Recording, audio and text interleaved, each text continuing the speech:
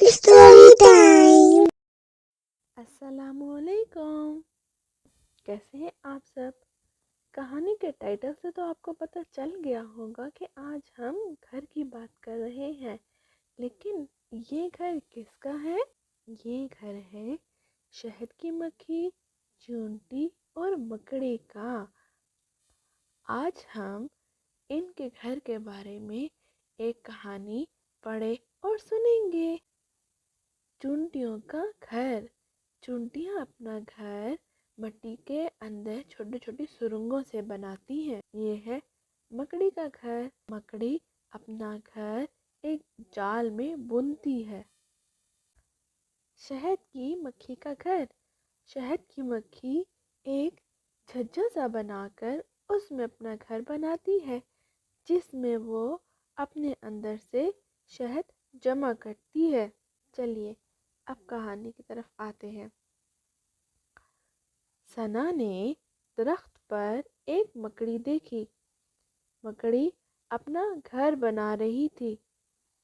جب گھر بن کر تیار ہو گیا تو ثنا نے کہا، یہ گھر تو دھاگوں کا جال ہے۔ ایک دوسرے درخت پر شہد کی مکھی کا گھر تھا۔ ثنا نے کہا، ایک گھر میں اتنے بہت سارے سوراخ۔ مکھی بولی، آؤ دیکھو ہم کیسے مل کر رہتے ہیں۔ ثنا نے کہا، نہ بابا، میں دور سے ہی دیکھ لوں گی۔ ثنا، ہمارا گھر بھی دیکھو۔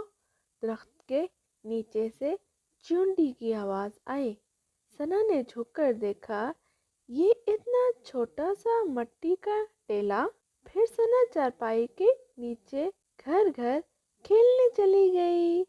جیسے پچھلی کہانی میں نادین نے چارپائی کے نیچے اپنا گھر بنایا تھا، آج ثنا چارپائی کے نیچے گھر گھر کھیلنے چلی گئی۔ چلیں ہم آپ کو مکڑی کے بارے میں کچھ معلومات بھی دیتے ہیں۔ مکڑی کے 8 پاؤں ہوتے ہیں۔ وہ بہت چالاک ہوتی ہے۔ مکڑی اپنے تھوک سے جالا بناتی ہے۔ اس جالے میں کیڑے مکوڑے پھنس جاتے ہیں۔ گھروں کے کونوں میں اس طرح مکڑی کا جالا دیکھا ہوگا، جس کو مما صاف کرتی ہیں۔ ہمارے اسکول کے جنگل جم میں مکڑیاں ہیں۔ میرے دوست مکڑی دیکھ کر ڈر جاتے ہیں۔